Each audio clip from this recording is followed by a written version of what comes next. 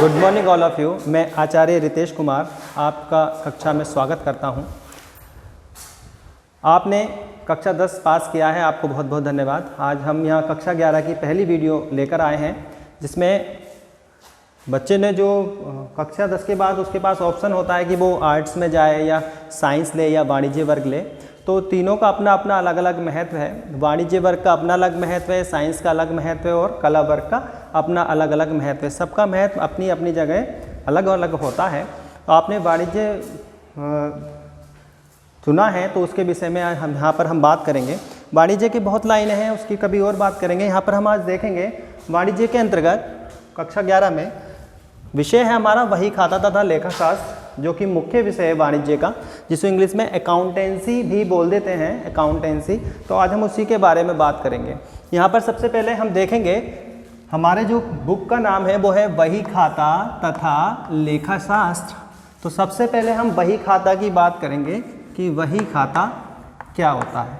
वही खाता, वैसे तो इस पूरी बुक का नाम बुक कीपिंग एंड अकाउंटेंसी है, लेकिन इसको अकाउंटेंसी बोल देते हैं तो ये अकाउंट्स में ही आ जाता है। तो वही खाता को इंग्लिश में बुक कीपिंग कहते हैं। बुक कीपिंग, वही खाता को इंग्लिश में बुक कीपिंग कहते हैं। आते हैं बात जरा बुक कीपिंग पर। ये व्यवसाय बहुत अति प्राचीन काल से होता आ रहा है। पहले व्यवसाय का स्वरूप और था, मध्यकाल में और हुआ, आज के परिवेश में व्यवसाय का स्वरूप और है, और आगे चल के पता नहीं व्यवसाय का स्वरूप क्या क्या बने। तो व्यवसाय के अंतर्गत एक व्यक्ति से तो व्यवसाय किया नहीं जाता है। व्यवसाय तो हम मान लीजिए दुकान लेकर बैठे हैं तो कई लोग आते हैं, नए नए ग्राहक आते हैं, रोज़ नए नए ग्राहक आते हैं, या ग्राहक की संख्या एक तो होती नहीं है, ग्राहक की संख्या तो अनंत है, कितने भी हो सकते हैं। तो व्यवसाय के अंतर्गत क्या हम मान लीजिए हमने किसी व्यक्ति को उधार माल बेचा, तो उधार माल बेचने का आधार होता है कि भविष्य में उससे कभी ना कभी रुपया लिया जाएगा। मान लीजिए हमने एक व्यक्ति को रुपया उधार माल बेच दिया, दूसरे व्यक्ति को उधार माल बेच दिया, कई सारे, क्योंकि व्यवसाय करना है तो नकद और उधार नहीं करेंगे तो व्यवसाय बहुत मुश्किल से चलता है। बड़े बड़े संस्थानों में तो उधार पहले होता है, बाद में नकद। पहले उधार बांट देते हैं, बाद में तो पैसा कलेक्ट करते हैं। तो अब यदि व्यवसाय हम कर रहे हैं तो लोगों से जुड़ेंगे। अगर नकद हमारे पास खरीदने आता है कोई व्यक्ति, तो हो सकता है एक समय आए हमारे पास जो हमसे नकद व्यवहार करता है, हो सकता है एक समय उसमें पैसा ना हो, तो हम यदि उसे मने करेंगे भाई नहीं हम उधार नहीं देते हैं, तो वो ग्राहक हमसे कट जाएगा। तो यानी हम नकद माल बेचते हैं तो हमारा ये फ़र्ज है कि कभी ग्राहक पे पैसे नहीं होते तो उसको उधार भी देना पड़ेगा। यदि हमने उधार को मने कर दिया तो वो हमारे पास आगे से नकद भी लेने नहीं आएगा। तो ये नींव होता है किसी भी व्यवसाय को चलाने के लिए, ग्राहकों से अच्छे संबंध बनाने के लिए भी उधार होता है। अब उधार हमने कई व्यक्तियों को दिया, तो क्या हम इस चीज़ को कब तक याद रख सकते हैं? हम आज मान लीजिए आज ट्रांजैक्शन हमारा कोई हुआ तो हम इस लेन देन को कब तक याद कर सकते हैं? 1 दिन, 10 दिन, 20 दिन, 1 महीना, 2 महीने, कोई ना कोई एक ऐसा समय जरूर आएगा कि वो लेन देन हम भूलने लगेंगे। कि सबको तो याद नहीं रख सकते, चलो एक व्यक्ति का याद रखिए, अब 20 व्यक्तियों का कैसे याद रख सकते हैं? चलो लेन देन भी याद है भाई, उसे 10,000 रुपये लेने हैं उससे, क्या डेट याद है? डेट भूलेंगे? यानी कुछ ना कुछ उसमें ऐसा होगा जो हम एक समय बाद उसको भूलना आरंभ कर देंगे। तो व्यवसाय के अंतर्गत जब व्यक्ति ने यह महसूस किया कि इन लेन देनों को याद नहीं रखा जा सकता, तो उसे उन लेन देनों को लिखने की आवश्यकता महसूस हुई। तो लिखने की आवश्यकता महसूस हुई, इसलिए अकाउंट्स का निर्माण किया गया। जब हम व्यापारिक लेन देनों को लिखते हैं तो वो लेन देन अकाउंट्स के अंतर्गत आते हैं। तो वही हमारा इसका टॉपिक इसमें आता है, वही खाता तथा लेखा शास्त्र। पहले वही खाता बताते हैं, वही खाता क्या होता है। यहाँ पर वही खाता आपने देखा 2 शब्दों से मिलकर बना है, बुक और कीपिंग। बुक शब्द का मतलब होता है, आप सभी जानते हैं, पुस्तक, और कीप वर्ड का मतलब होता है रखना। यानी कि सीधे सिंपल शब्दों में अगर हम इसका संधि विच्छेद करके 2 शब्दों में इसको बांट कर देखें तो बही खाते का मतलब होता है पुस्तक रखना। पुस्तक रखने का मतलब क्या होता है? पुस्तक रखने का मतलब ये नहीं होता कि किताब यहाँ से उठाई और इधर को रख दी, ये पुस्तक रखना नहीं। पुस्तक रखना यानी बुक कीपिंग क्या होती है? व्यापारिक लेन देनों को, व्यापारिक लेन देन, जो भी लेन देन हो रहे हैं व्यापारिक लेन देनों को नियमानुसार, तिथि अनुसार पुस्तकों में लिखना। नियमानुसार, नियम होते हैं इसके, अब वो आगे आएंगे, आगे उनकी बात करेंगे। नियमानुसार, तिथि अनुसार और क्रमानुसार, नियमानुसार, तिथि अनुसार और क्रमानुसार पुस्तकों में लिखना, पुस्तकों में लिखना बुक कीपिंग कहलाता है। यानी पुस्तक रखना नहीं, उन व्यापारिक लेन देनों को पुस्तकों में लिखना बुक कीपिंग कहलाता है। शॉर्ट में कह सकते हैं इसको कि व्यापारिक लेन देनों को पुस्तकों में लिखने की कला बुक कीपिंग कहलाती है। ठीक है, व्यापारिक लेन देनों को पुस्तकों में लिखने की कला बुक कीपिंग कहलाती है। यानी हमारा जो पहला टॉपिक है वही खाता, वही खाते का मतलब है कि जो भी लेन देन है उन्हें हम लिख रहे हैं तो वो एक तरह से वही खाते की तरह हो जाते हैं। ये वो रिकॉर्ड होता है व्यवसाय का, लेन देनों का, कि भैया कहते हैं ना अल्लाह भाई तेरा वही खाता दिखा, क्या है वही खाता, मतलब उसके रिकॉर्ड्स क्या क्या हैं, क्या क्या लेन देन है। तो बिजनेस, कॉमर्स मतलब बिजनेस, बिजनेस के अंतर्गत हम क्या करेंगे, हम व्यापारिक लेन देन ही तो उसमें लिखेंगे, घर के लेन देन या अपने पर्सनल लेन देन उसमें कोई लिखेंगे। तो व्यापारिक लेन देनों को लिखने के लिए हम जिस पुस्तकों का यूज़ करते हैं, यानी जो हमारी कला है, ये एक प्रोसेस है, उसे बुक कीपिंग कहते हैं। ये कार्य हमारा बुक कीपिंग कहलाता है। बुक कीपिंग क्या, यानी कि लेन देनों को पुस्तकों में लिखने की कला, जो हम जो कार्य कर रहे हैं वो बुक कीपिंग कहलाता है। ठीक है, दूसरा शब्द हमारा आता है लेखा शास्त्र। लेखा शास्त्र, इसे इंग्लिश में अकाउंटेंसी बोलते हैं, इसे बुक कीपिंग, इसे बोलते हैं अकाउंटेंसी। यानी चैप्टर बुक का नाम इंग्लिश में बोलेंगे यदि हम, तो बुक कीपिंग एंड अकाउंटेंसी हो गया, लेकिन हम अकाउंट्स बोलते हैं तो वो चल जाता है नॉर्मली। अकाउंटेंसी का क्या मतलब है, उस पे आते हैं। लेखा शास्त्र की बात करते हैं। अभी हमने बुक कीपिंग की बात करी थी कि व्यापारिक लेन देनों को पुस्तकों में लिखने की कला को बुक कीपिंग कहते हैं। लेखा शास्त्र क्या होता है, हम यदि कोई व्यवसाय करें या कोई भी काम करें व्यवसाय से रिलेटेड, तो क्या हम उससे होने वाले हानि लाभ को नहीं जानना चाहेंगे कि भाई कितना लाभ हुआ, कितनी हानि हुई, हम कैसे लाभ की कैलकुलेशन कितने दिन बाद करें, हम रोज लाभ निकालें या क्या, ये हर कोई व्यक्ति जानना चाहता है कि ये कार्य क्या है, इससे कितना हमें नुकसान हुआ या कितना फ़ायदा हुआ। तो एक समय जब व्यापार करता है व्यापारी, तो वो एक अवधि ऐसे निश्चित करता है कि जिस तिथि को बैठकर वो उस व्यवसाय, उस अवधि के व्यवसाय जो भी उसने किया है उसका लाभ या हानि ज्ञात कर सके। मोस्टली ये अवधि एक वर्ष कहलाती है, जिसे वित्तीय वर्ष कहते हैं। वित्तीय वर्ष, फाइनेंशियल ईयर्स, फाइनेंशियल ईयर की अवधि 12 माह होती है, वित्तीय वर्ष की अवधि 12 माह होती है। कुछ व्यापारी 1 जनवरी से 31 दिसंबर तक करते हैं, लेकिन जो हमारी सरकार की तरफ से ये अवधि है वो 1 अप्रैल से 31 मार्च तक है, हमारा फाइनेंशियल ईयर्स। तो इसमें 1 अप्रैल से लेके जितने भी ट्रांजैक्शन उन 12 महीने में हुए हैं 31 मार्च तक का हिसाब लगाया जाता है, जिसे क्लोजिंग कहते हैं। आपने देखा होगा बैंकों वगैरह में भी ये क्लोजिंग होती है 31 मार्च के बाद, 31 मार्च तक उसमें हिसाब लगाए जाते हैं। तो व्यवसाय किया व्यापारी ने, अब 1 वर्ष बाद वो ये जानना चाहेगा कि उसे लाभ कितना हुआ, उसका लोगों पर उधार कितना है, उसकी संपत्ति पहले कितनी थी, आज 1 साल बाद कितनी हो गई, उसके दायित्व कितने बढ़ गए, कि जितनी पूंजी लगाई थी वो पूंजी सुरक्षित है या और उस पर लोन हो गया। बहुत सारी बातें, क्योंकि ये इनकम कितनी हुई है, क्योंकि इस इनकम के आधार पर उसको टैक्स भी आगे देना है। तो बहुत सारी चीज़ें निर्धारित करने के लिए उसको एक ऐसी अवधि चुननी पड़ती है जिसमें वो इन सारी चीज़ों को बैठकर कैलकुलेशन करता है। तो अब मान लीजिए हम अभी बुक कीपिंग पर थे, बुक कीपिंग में उसने पूरे 12 साल के 12 महीने के हिसाब रखे और हिसाब बना के साहब एक जगह रख दिए। तो क्या कोई व्यापारी ये जानना नहीं चाहेगा, इसको पलट के नहीं देखेगा भाई कितना लाभ कितना हानि क्या? तो यही चीज़ हम खाते जो बनाते हैं वो बुक कीपिंग के अंतर्गत बनाते हैं, लेकिन उन खातों के जो महत्वपूर्ण निष्कर्ष निकाले जाते हैं। निष्कर्ष का क्या मतलब होता है? निष्कर्ष का मतलब है कि मान लीजिए पिछले साल हमें इतना, मान लो हम अकाउंट नहीं बना रहे, लाभ नहीं निकाल रहे और हमें यही नहीं पता चल रहा कि हमने पिछले साल लाभ कितना कमाया, इस साल लाभ कितना कमाया, या पहले हानि हुई हानि, कैसे पता चले?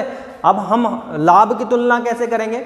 मान लो हमने लाभ ही नहीं लिखा कि हमें पिछले साल कितना लाभ हुआ और अब हमें मान लो 5,000 लाभ हुआ, अब हमने इस बार क्या, तो हम कैसे पता लगाएं कि ये पिछली बार से कम है या ज़्यादा? हम तुलना नहीं कर सकते। मान लो पिछले साल हमने नहीं बनाया कोई भी खाते वाते, कोई चेक लाभ वाभ नहीं किया, बिजनेस करते रहे, अगले साल में आ गए, हमें जरूरत महसूस हुई भाई देखते हैं भाई कितना लाभ हुआ, तो इस साल पता चला 5,000 लाभ हुआ। अब बताओ ये पिछले साल से कम है या ज़्यादा? नहीं बता सकते ना। तो तुलना कैसे की जाए? तुलना करने के लिए कम से कम 2 आंकड़े तो होने ही चाहिए ना। तो लेखा शास्त्र के अंतर्गत क्या होता है, लेखा शास्त्र की अब हम बात करेंगे, बुक कीपिंग के अंतर्गत जितने भी अकाउंट्स बनाए गए हैं, जो भी खाते बनाए गए हैं, उनके निष्कर्ष निकालने के लिए जो अकाउंट्स का सहारा लिया जाता है वो लेखा शास्त्र के अंतर्गत आता है। यानी ये प्रक्रिया, खाते बनाने की प्रक्रिया बुक कीपिंग, और उससे निष्कर्ष निकालने की प्रक्रिया लेखा शास्त्र के अंतर्गत आती है। ठीक है, लेखा शास्त्र खाते बना दिए, मान लो आप कॉपी बना लो और चेक नहीं हो तो, यानी कॉपी बनाई बुक कीपिंग, अब चेक हुई, हमने उस पर रिमार्क्स दिए कि ये ऐसी है भाई, ये थोड़ा सुधार करो, वो कार्य लेखा शास्त्र के अंतर्गत आएगा। केवल काम करना ही नहीं, उससे चेक करके, और तुम भी देखोगे भाई ये गलती मिस्टेक है, इसे आगे नहीं करना है, तो वो सारी निष्कर्ष जो भी निर्णय लिया जाएगा वो लेखा शास्त्र के अंतर्गत ही लिया जाता है। यानी हमने बात की थी बुक कीपिंग और लेखा शास्त्र की। एक बार और समझेंगे इसको थोड़ा। जो भी व्यापारिक लेन देन होते हैं उन्हें लिखना, पुस्तकों में लिखना बुक कीपिंग, और उस लिखे हुए से निष्कर्ष निकालना, उन खातों की जांच करना, लाभ हानि ज्ञात करना, वो सारा लेखा शास्त्र के अंतर्गत आता है। ठीक है, आगे टॉपिक पे बात करेंगे। आप उम्मीद है बही खाता तथा लेखा शास्त्र का मतलब समझ में आ गया होगा। अब हम देखते हैं इसके लाभ या उद्देश्य क्या है, क्यों हम जरूरी है कि भाई पुस्तकें रखें या वो रखें। ठीक है, थोड़ा हम इसके अंतर की भी बात कर लेते हैं। अभी पहले बही खाता तथा लेखा शास्त्र में मेरा आपको अंतर पता ही चल गया होगा। बुक कीपिंग का कार्य रोज किया जाता है, बुक कीपिंग रोज, आज ग्राहक आया ये और कल आया, मतलब पूरे 12 माह चलता है। लेकिन लेखा शास्त्र का कार्य एक निश्चित अवधि के पश्चात ही किया जाता है। ठीक है, अंतिम खाते वगैरह सब, फाइनल अकाउंट सारे निष्कर्ष उससे निकाले जाते हैं। ठीक है, इसमें डिफरेंस है, मैं आपको PDF फाइल में दूंगा। आगे है यहाँ वो ही है जो मैंने अभी आपको समझाएं। अब हम बात करेंगे इसके लाभ और हानियों की, मतलब सॉरी, इसके उद्देश्य क्या है, इसके लाभ क्या है। बुक कीपिंग से खाते रखने से हमें क्या फायदे हैं? पहला फायदा है क्रय विक्रय का ज्ञान। हमारे इसके क्या उद्देश्य हैं? जो उद्देश्य हैं वही लाभ है हमारे, जो इनसे पूर्ति होगी वही लाभ ही बन जाएंगे। क्रय विक्रय का ज्ञान, कोई व्यक्ति 12 माह के लिए व्यापार करने बैठा है तो वो 1 अप्रैल को ही सारा माल खरीद लेगा, भाई ये 12 महीने तक चलेगा, ऐसा होगा क्या? नहीं ना, उसको साल में कई बार माल खरीदना पड़ेगा, कच्चा माल दूसरों को बेचने के लिए। आज खरीदा, फिर 1 महीने बाद फिर खरीदा, कभी भी ऑर्डर तो कभी भी दिया जा सकता है। ऐसा कोई है तो आप 12 महीने का है, आप दोबारा नहीं खरीदेंगे। साल में पता नहीं व्यापारी कितनी बार दूसरे व्यापारियों उत्पादकों से माल खरीदता होगा। अब उसको खरीदता होगा तो खरीदने का हिसाब अलग रखा जाएगा ना। तो क्रय, उन्हें सारा हिसाब लगा रखा है, भाई ये इससे खरीदा, ये इससे खरीदा, ये इससे खरीदा। यानी हमें किस चीज़ का पता चल रहा है इससे, कि टोटल वर्ष में परचेज कितनी की गई। टोटल वर्ष में जब 12 महीने हो जाएंगे तो हम उसका टोटल लगा देंगे, उसमें नगद क्रय कितना, उधार क्रय कितना, सब उसमें पता चल जाएगा। यानी क्रय का ज्ञान। दूसरी चीज़ विक्रय का ज्ञान। जब हम खरीदने की बात कर रहे हैं तो बेचने की तो बात करेंगे, जब तक बेचने की बात नहीं करेंगे तो हमें लाभ कैसे पता चलेगा कि कितनी बिक्री हुई। तो वो जिस तरह क्रय को नोट करता है उसी तरह विक्रय को भी नोट करता है। तो इसलिए उसे वर्ष के अंत में वो ये बता सकता है कि भाई हमने इस साल इतने रुपए का माल बेच दिया। कैसे पता चलाएगा? बुक कीपिंग की सहायता से। बुक कीपिंग नहीं होती, उसने कहीं नहीं लिखा होता तो वो कैसे बताता उसने कितना याद रख लेगा 50 व्यापारियों से खरीदा है या 100 ग्राहकों को बेचा? नहीं ना, लिखा है तो उस लिखने से उसको ये फायदा हो गया कि उसको क्रय और विक्रय दोनों का पता चल गया। नेक्स्ट है, दूसरा है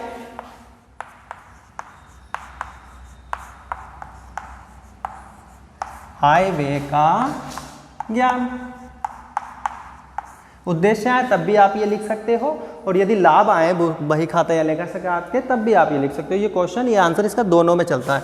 आय व्यय का ज्ञान, व्यापार किया है तो खर्चा तो होता ही है भैया, बिजनेस में खर्चा तो होगा ही। कुछ भी नॉर्मल पेन मंगाने के लिए खर्चा होगा या और भी खर्चे हैं, बुक्स मंगाने के लिए। बुक कीपिंग हम कर रहे हैं तो काय पे करेंगे, रजिस्टर मंगाएंगे नहीं मंगाएंगे, उस रजिस्टर पे खर्चे और हमारे दूसरे ग्राहक, सैकड़ों खर्चे व्यापार के अंतर्गत होते हैं। यदि हम उन खर्चों को नहीं लिखेंगे तो हम वास्तविक शुद्ध लाभ को ज्ञात नहीं कर पाएंगे, क्योंकि शुद्ध लाभ वो होता है जिसमें सारे कोई भी खर्चा इंक्लूड ना हो।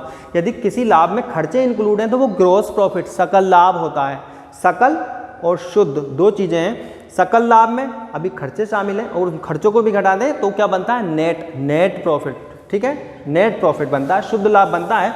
तो आय व्यय का ज्ञान, वर्ष में कितने खर्चे हुए उन सबका लेखा हमें मिल जाता है, और कितनी इनकम हुई उसका हमें लेखा मिल जाता है। इनकम से मतलब व्यापार में इनकम भी होती है। मान लो हमने किसी को अपना भवन दूसरा किराए पर दे रखा है, बिजनेस से रिलेटेड ही, तो वो उससे इनकम, बहुत सारे इनकम है, कमीशन मिला है किसी लेन देन को कराने में।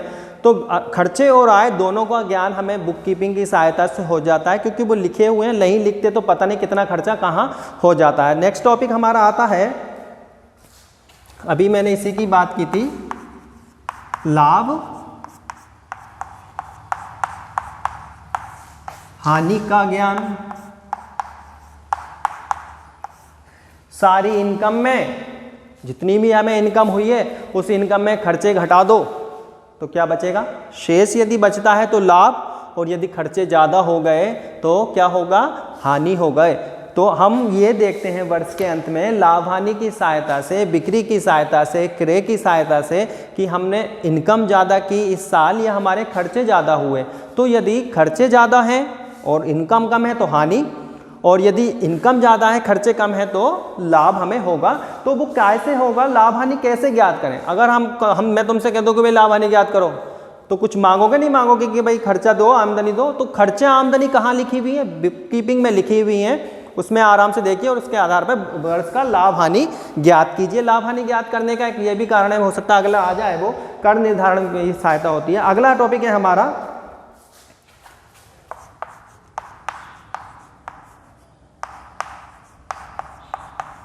संपत्तियों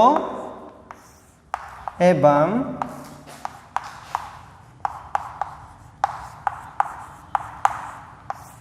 दायित्वों का ज्ञान।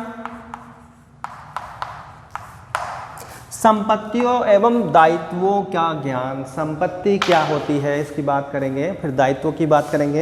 ये धीरे धीरे टॉपिक और बड़े होते जाएंगे, लेकिन अभी थोड़ा सा आप थोड़ी सी समझिए। संपत्तियाँ, संपत्ति क्या होती है, एसेट्स, ऐसी कोई भी वस्तु व्यापार के अंतर्गत जिसको बेचकर पैसा कमाया जा सके वो संपत्ति होती है, या जिसके द्वारा हम पैसा कमा रहे हैं वो हमारी संपत्ति होती है। ठीक है, एसेट्स जिसे हम बेचकर पैसा कमा सकते हैं या हमने जो खरीदी हो जिसमें पैसा लगा हो वो संपत्तियां होती हैं, एसेट्स। दायित्व क्या होता है, दायित्व एक शॉर्ट में बोलूँगा मैं, कर्जा। ठीक है, दायित्व यानी ऋण, लोन। बिजनेस में संपत्तियां और दायित्व दोनों ही होते हैं। दायित्व कैसे होते हैं, आप उधार माल बेच रहे हो, हैं उधार माल बेच रहे हो, पैसा आ नहीं रहा तो नगद, अब माल बनाए कैसे। तो यदि आप उधार माल बेच रहे हो तो आप उस उत्पादक से उधार माल खरीद भी सकते हो। ठीक है, ऐसा ही नहीं कि उधार माल बेचता ही है व्यापारी, वो उधार लाता है खरीद कर और उधार बेचता है, पैसे आते हैं तो उसके वो पैसे निपटाता है। तो जो हमने उधार माल खरीदा है तो हमारे सिर पे बोझ हो गया, कर्जे हो गए, वही दायित्व कहलाते हैं। यानी जो आउटर्स होते हैं, जो व्यवसाय में हमें पैसा लगाते हैं हमारे व्यवसाय में, वो हमारे दायित्व कहलाते हैं। तो संपत्ति, इन्हीं के आधार पर बैलेंस शीट बनती है, एक तरफ संपत्ति एक तरफ दायित्व होते हैं। जितनी संपत्तियां होती हैं, संपत्तियां और दायित्व हमेशा बराबर होते हैं। कभी ऐसा नहीं होगा कि ये या ये बढ़ जाए, यदि ये या ये बढ़ जाता है तो स्थिति और होती है। ठीक है, वो आगे टॉपिक है। संपत्तियों और दायित्वों का हमें ज्ञान हो जाता है, हम ये देख लेते हैं कि हमारे पास कितनी कैश आई है, कितनी हमने संपत्तियां खरीदी हैं और कितना लोगों का हमारे पास कर्जा है, वो सारा कुछ हमें लिखा हुआ मिल जाता है। आगे आता है आर्थिक स्थिति का ज्ञान। आर्थिक स्थिति का ज्ञान, आर्थिक स्थिति क्या होती है, आर्थिक स्थिति। ठीक है, कभी फीस माफ़ी की एप्लीकेशन देखी हो या कभी लिखी हो तो उसमें लिखते हैं कि मेरे घर की आर्थिक स्थिति ठीक नहीं है। अर्थ, हमने मुद्रा के कई सारे नाम सुने होंगे, आपने सुना होगा मनी। ठीक है, मुद्रा इंग्लिश में बोलते हैं इसको, पैसा, द्रव्य, और एक नाम है इसका अर्थ। द्रव्य तो आपने वो सुना होगा ना, द्रव्य जो होता है शायद, द्रव्य वो जो बह जाता है ना, तो मुद्रा भी तो वही होती है, हाथ में होती है, कुछ दिखता है तो बह गई। तो मुद्रा कभी रुकती है क्या किसी के पास? मुद्रा बहती रहती है, इसलिए मुद्रा एक तरल संपत्ति है, लिक्विड एसिड्स है। मुद्रा को हम लिक्विड एसिड्स भी बोलते हैं। लिक्विड क्या होता है? लिक्विड जो बह जाए। तो मुद्रा एक तरल संपत्ति है जो एक के पास नहीं रुकती, वो बहती रहती है। वो एक मुद्रा का नाम और है अर्थ। ठीक है, अर्थ, अर्थशास्त्र यानी धन का शास्त्र, इसलिए वो बनाया, उसमें सारी यही बातें हैं। अर्थ यहाँ से बना आर्थिक स्थिति का ज्ञान, यानी कि धन का ज्ञान। धन मतलब हमारी पोजीशन इस समय क्या है व्यवसाय की, उसका ज्ञान। व्यापारी ने व्यापार पूरे साल किया है, तो वो ये नहीं जानना चाहेगा कि आज उसके व्यापार की आर्थिक स्थिति क्या है, उसका व्यापार कर्जे में है या उन्नति कर रहा है। तो ये आर्थिक स्थिति कहलाती है।